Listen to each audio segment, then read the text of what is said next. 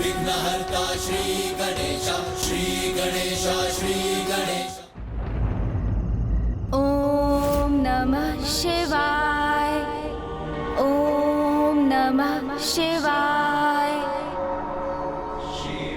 ओम नमः शिवाय।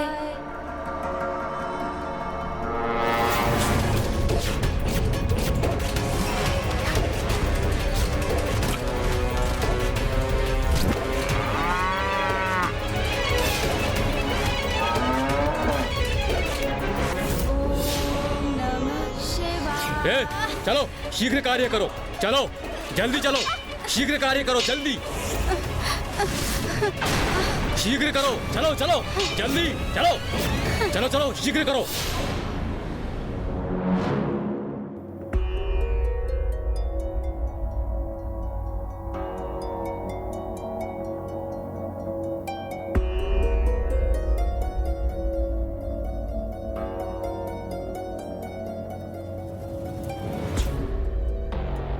गणेश, क्या हुआ अनुज? भैया, संसार में सर्वत्र पाप रूपी अंधकार का ही विस्तार हो रहा है। जो माता अपनी संतानों को सुसंस्कार प्रदान करती हैं, वही अपने कर्तव्य की अवहेलना कर रही हैं। पुरुष श्रम करने के स्थान पर मदिरा पान में ही व्यस्त हैं। यज्ञ आदि रुक गए हैं और बालकों को तो ईश्वर का नाम भी स्मरण नहीं है। अहम नमामि। किसकी प्रार्थना करूं? किसका नाम जपूं? ईश्वर का नाम स्मरण ही नहीं हो रहा मुझे। क्या करूं? और संसार की इस दुरावस्था का कारण दुर्गमासुर का वेद माता को बंदी बनाना।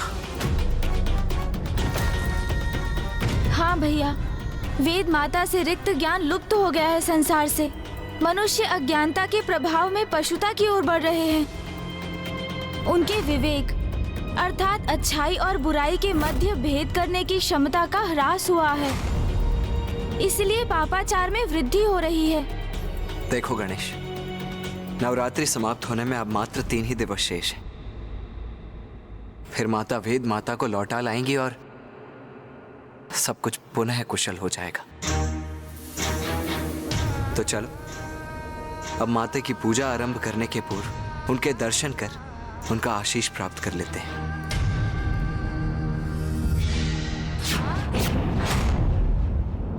माता, आज हम महाराज देवोदास और महारानी सरला को आपके सप्तम रूप की कथा सुनाने जा रहे हैं। हमें आशीष दीजिए कि हम ये कार्य भली भांति संपन्न कर सकें। आप हमें राजभवन लौटने की अनुमति दीजिए माता। पुत्र कार्तिक, पुत्र गणेश, वहां जाने के पूर्व ऋषि जयगस्वे से भेंट कर उनके कुशल का ज्ञात अवश्य कर लेना। जो आज्ञा माता।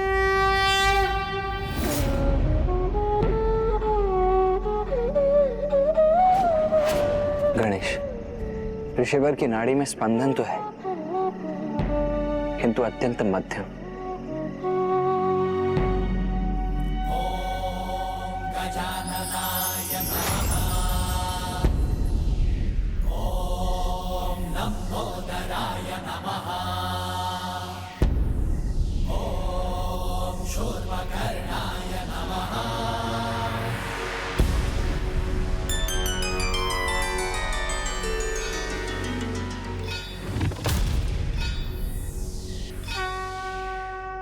यह उचित किया गणेश। ऋषिवर के भीतर प्राण शक्ति का संचार कर, जिससे उनके नाड़ी के स्पंदन में अब वृद्धि हो रही है।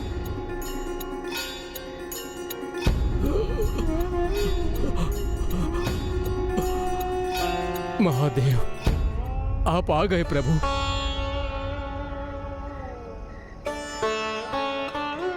पिताश्री को यहाँ ना पाकर ऋषिवर के प्राण तो पुनः क्षीण पड़ते जा रहे हैं।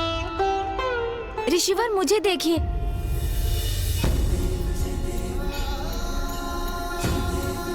प्रथम पूज्य गणेश जी, महादेव कहाँ हैं? ऋषिवर, मुझ पर विश्वास रखिए, आपको महादेव के दर्शन अवश्य होंगे और आप अपनी पूर्ण आयु भोगेंगे। किंतु उसके लिए आपको अपने संकल्प को पूर्ण करने हेतु जीवित रहना होगा। ओम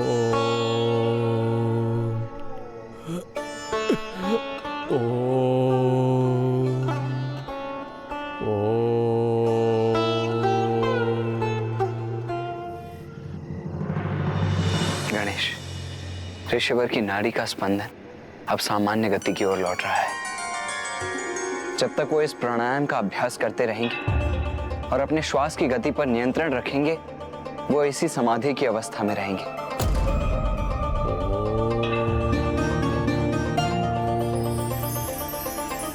हाँ भैया, किंतु ये तो एक अस्थायी समाधान ही है और अभी 3 दिवस शेष हैं। हमें पिताश्री को काशी लौटाने का उपाय भी ढूंढना है।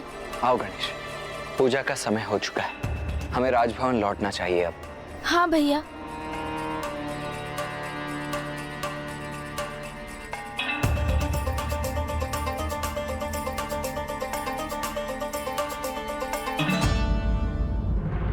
आज नवरात्रि के सप्तम दिवस हम माता काल रात्रि की पूजा करेंगे। माता काल रात्रि अर्थात माता आदिशक्ति की वो रूप जो काल अर्थात मृत्यु को अपने वश में करने में समर्थ है। इस रूप में माता संसार को स्त्री की इच्छा शक्ति का परिचय देती है और ये दर्शाती है कि स्त्री शक्ति, भक्ति एवं तपोबल से अपने परिवार पर आए किसी भी संकट को दूर करने में सक्षम होती है, फिर वो संकट मृत्यु ही क्यों ना हो। किंतु माता का काल रात्रि स्वरूप अत्यंत भयंकर भी है। इनके शरीर का रंग गहन अंधकार के समान काला है। शीश के केश बिखरे हुए हैं और इनके कंठ में विद्युत समान चमकीली माला स्थित है। माता के 3 नेत्र हैं जो ब्रह्मांड के प्रतीक के समान गोलाकार हैं। प्रत्येक नेत्र से विद्युत समान चमकीली प्रकाश किरणें प्रस्फुटित होती हैं। इनकी नासिका से श्वास प्रवाह के स्थान पर भयंकर अग्नि के समान ज्वालाएं प्रवाहित होती हैं और इनका वाहन गर्दभ है। इनके 4 हाथ हैं। दाहिनी ओर के ऊपर वाले हाथ वर मुद्रा में रहता है और नीचे वाला हाथ अभय मुद्रा में रहता है और बाईं ओर के ऊपर वाले हाथ में लोह कंटक और नीचे वाले हाथ में खड्ग रहता है। माता काल रात्रि अज्ञानता रूपी बुराई का विनाश करती है और अपने भक्तों को वो शांति, स्थिरता एवं साहस प्रदान करती है। स्वरूप से भयंकर प्रतीत होने वाली माता काल रात्रि की पूजा का फल सदैव शुभ होता है, इसीलिए इनका एक नाम शुंभकारी भी है।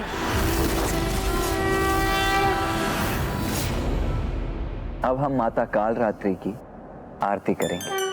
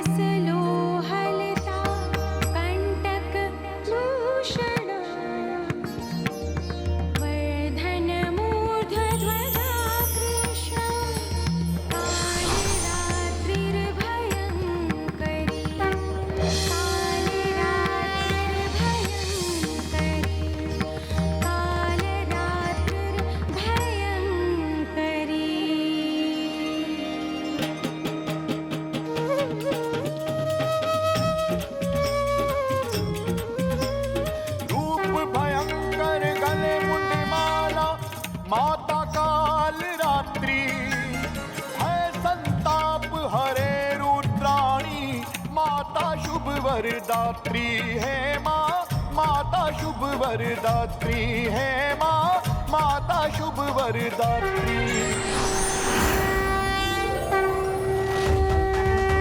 अब तक माता के 9 रूपों की कथा में आपने जाना कि माता ने शैलपुत्री रूप में महाराज हिमावन के यहाँ जन्म लिया, फिर ब्रह्मचारिणी रूप में कठोर तप कर महादेव को वर रूप में पाकर उनसे विवाह किया, फिर चंद्र घंटा रूप में घंटनाद से बुरी शक्तियों का नाश किया कैलाश और अपने स्वामी की कुशलता को सुनिश्चित किया। माता कुष्मांडा स्वरूप में माता ही संसार की प्राण शक्ति होती हैं और उनके स्मित हास्य से ब्रह्मांड का जन्म होता है। स्कंद माता रूप में माता ने कुमार कार्तिकेय एवं गणेश जी को संस्कार प्रदान किए। जिस प्रकार एक नारी अपने गृह में अनुशासन एवं समय का महत्व समय समय पर सबको ज्ञात कराती रहती है और अपने क्रियाकलापों से सभी को संचालित करती है, उसी प्रकार माता कालरात्रि हमें समय का ज्ञान देकर, समय पर नियंत्रण रखने की प्रेरणा देकर हमें अनुशासित करती हैं। माता के इस स्वरूप का प्रादुर्भाव तो इस कल्प में आगे चलकर होगा और तभी संसार को माता की कथा का ज्ञान भी होगा। किंतु ब्राह्मण देवता, आपने ये नहीं बताया कि माता कालरात्रि के जाप से, उनकी प्रार्थना से कौन सा चक्र जागृत होता है? महाराज, अंतिम चक्र अर्थात सहस्रार चक्र तभी जागृत हो सकता है जब आप माता की शेष नवरात्रि कथा का श्रवण करेंगे। उसके लिए आपको थोड़ी और प्रतीक्षा करनी होगी महाराज।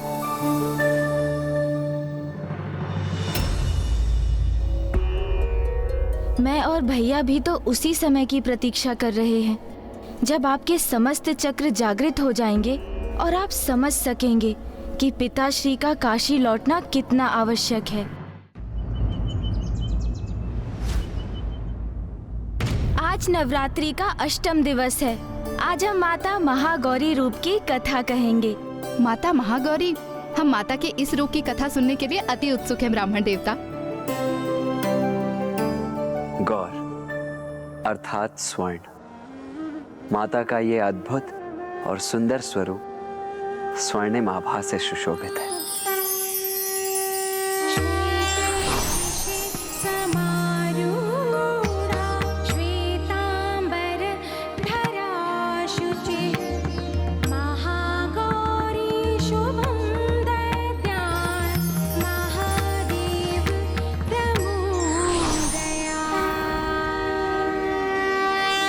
बात उस समय की है जब माता पार्वती गणेश जी को उत्पन्न कर मातृत्व का सुख प्राप्त कर चुकी थी।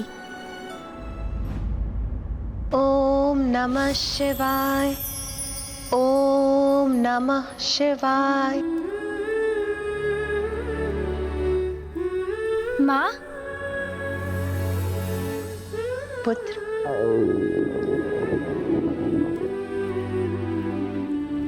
माँ, मैं अपनी पूजा संपन्न कर चुका हूँ, किंतु मुझे बहुत भूख लगी है। पुत्र, मैं अभी भोजन की व्यवस्था करती हूँ। जाओ और जाकर अपने भ्राता को भी बुला लो, तो अभी अभ्यास कर रहा होगा।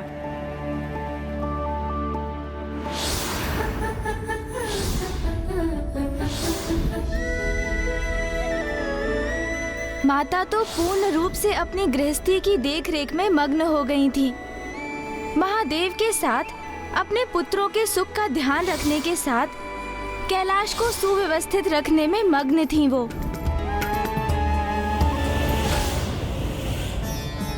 नाथ, देवी पार्वती को इतनी कुशलता से अपनी गृहस्थी संभालते देखकर देवी मैना और महाराज हिमावन को अपनी पुत्री पर कितना गर्व होगा ना।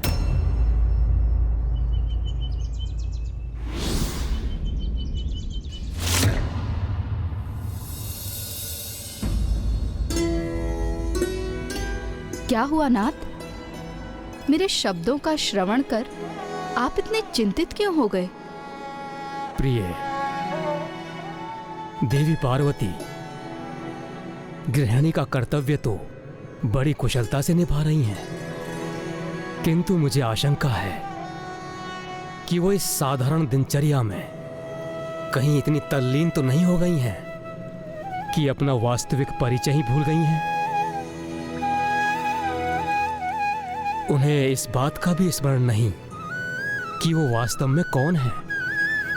यह सत्य है कि वो एक पुत्री होने के साथ साथ एक पत्नी भी हैं और एक माता भी हैं, किंतु इससे भी पूर्व वो देवी आदिशक्ति हैं।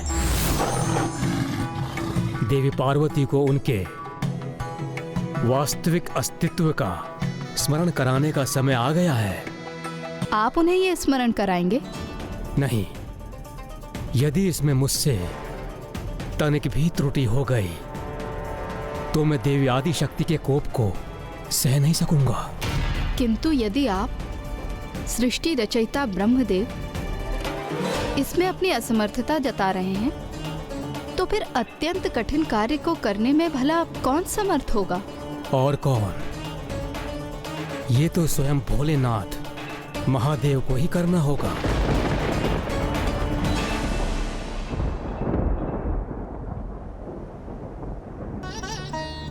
महादेव,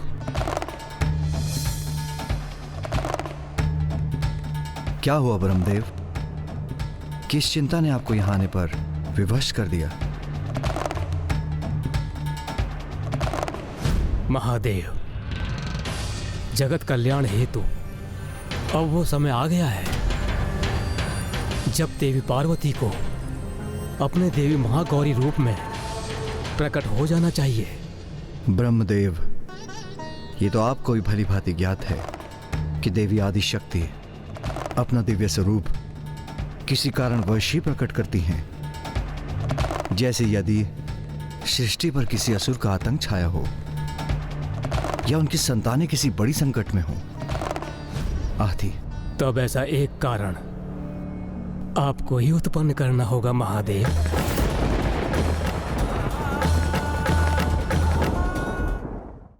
देवी पार्वती अपने गृहस्थी में इतनी रम गई हैं कि वो ये भी भूल गई हैं कि उनका दिव्य स्वरूप क्या है। इसीलिए किसी प्रकार उनमें उत्तेजना उत्पन्न नहीं होगी। उनमें अपने दिव्य स्वरूप को धारण करने की इच्छा भी जागृत नहीं होगी। ब्रह्मदेव, स्पष्ट कहिए, आपकी मुझसे क्या अपेक्षा है?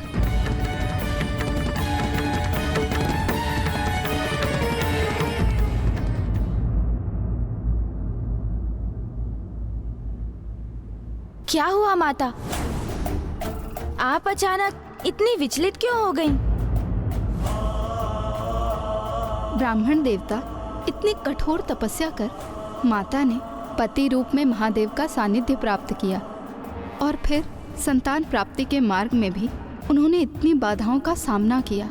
और अब जब माता को कुमार कार्तिकेय और गणेश जी के रूप में संतान सुख की प्राप्ति हुई और उनका जीवन एक पूर्णता प्राप्त कर चुका था, तो उनके द्वारा एक गृहिणी के दायित्व को निभाने में अनुचित क्या था?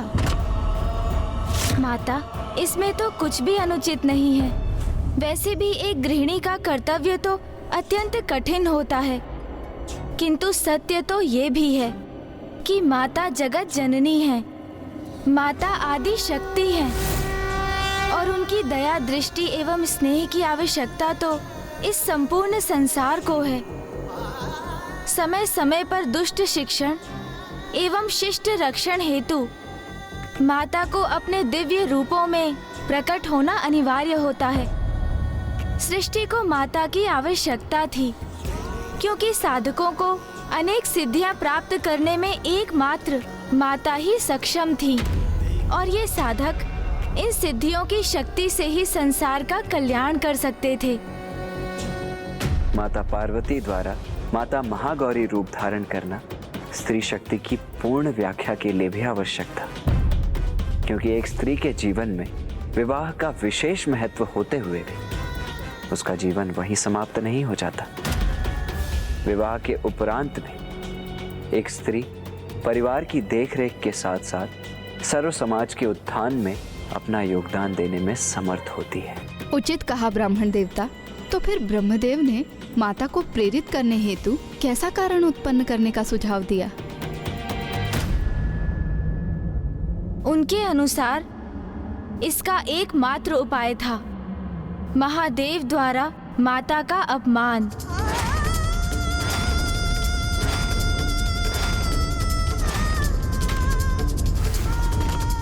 निंदा निंदा।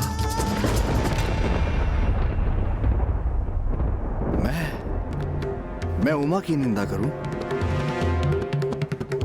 हाँ महादेव, आप किसी भी प्रकार देवी पार्वती के रूप की निंदा कीजिए। ब्रह्मदेव, मेरी अर्धांगिनी है उमा, उसका रूप नहीं, उसका तो संपूर्ण प्रतिरूप दिव्यता का प्रतीक है, अति सुंदर है, उनकी शक्ति अनंत है, स्वयं प्रकृति है।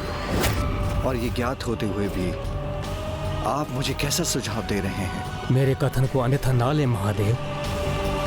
कदाचित हमारे पास केवल यही एक उपाय है।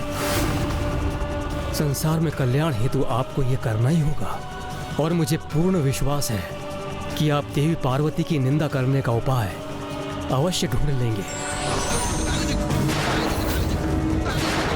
तो क्या महादेव ने माता की निंदा की? उन्होंने इस परिस्थिति को कैसे संभाला ब्राह्मण देवता? माता पार्वती को स्वयं से विलग करने का महादेव के समक्ष यही एक सर्वोत्तम उपाय शेष था, जो उन्होंने अपने अनुसार उचित आशय से किया। किंतु अगले ही क्षण उनके कहे का कुछ ऐसा परिणाम निकलेगा उन्होंने सोचा भी नहीं था। जब जब पाप बढ़ता है, ईश्वर उसके अंत के लिए किसी न किसी अवतार में अवश्य आते हैं।